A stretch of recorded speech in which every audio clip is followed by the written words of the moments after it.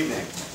Before we go any further, this is my friend Bosco, and he's my favorite rat. And he will be appearing in the adventures, the Chronicles of Rat Fuck, bringing out the rat bastard in each of us. That's my friend. We of Poe Forward and the Midnight Special Bookstore welcome you to Goth Poe. The primary mission of Poe Forward, the organization, is to showcase the work of artists who have been influenced by the mind and the work of Edgar Allan Poe.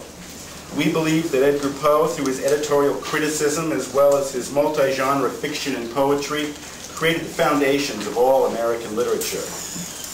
Our secondary mission, but just as important, is to present the true character of Edgar Poe, the uncompromising, hard-working, virulent critic and writer, instead of the melodramatic, tortured artist of 19th century romantic mythology. This falsehood has followed Poe since his arch-rival and chief enemy, the Reverend Rufus Griswold, lied about Poe and maligned his reputation in an obituary subsequent to the poet's death. In the years since, his friends and associates, as well as scholars and historians through to today, have sought to clear his name. Certainly, like each of us, Poe had his demons, as well as his troubles with women and alcohol. But rather than dwell on his mortal shortcomings, we endeavor to illuminate the genius of Poe. Tonight, we're going to experience the Gothic tide of literary history. We're going to present some of the works of art which influenced Poe himself, as well as perform work that has been influenced by him. We're going to take you on a short ride from the graveyard poets of the early 18th century to the decadence of the late 19th century. At Eton College in the 1720s and 1730s, four young, brilliant English gentlemen, Thomas Gray, Horace Walpole, Richard West, and Thomas Ashton, formed a friendship and referred to themselves as the Quadruple Alliance, sort of a early version of the Dead Poets Society.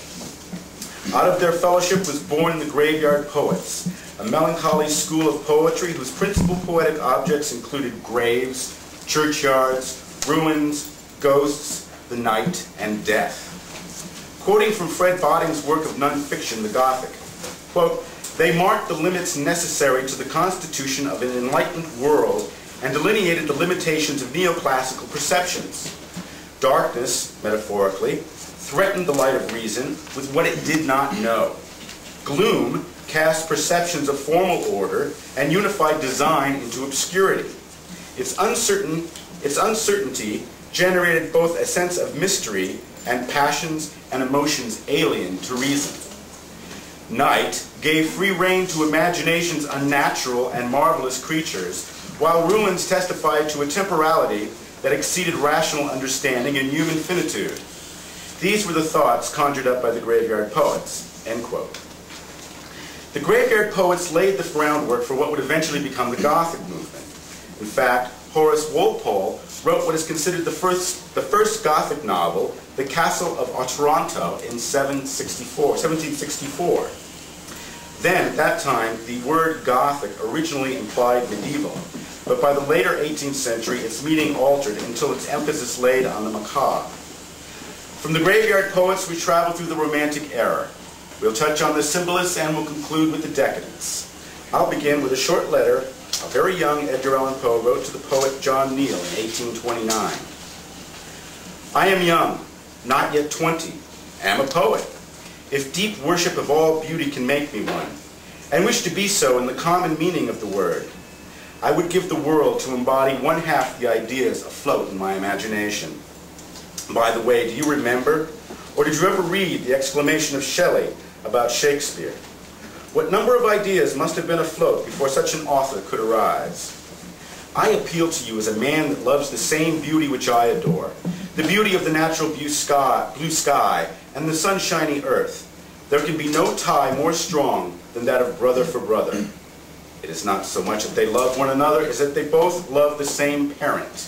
Their affections are always running in the same direction, the same channel, and cannot help mingling. I am, and have been from my childhood, an idler. It cannot therefore be said, I left a calling for this idle trade, a duty broke, a father disobeyed. for I have no father, no mother. I am about to publish a volume of poems, the greater part of which I wrote before I was 15. Speaking about heaven, one of my poems, the editor of the Yankee says he might write a beautiful, if not a magnificent poem. The very first words of encouragement I ever remember to have heard. I am very certain that as yet I have not written either, but that I can. I will take my oath if they give me time.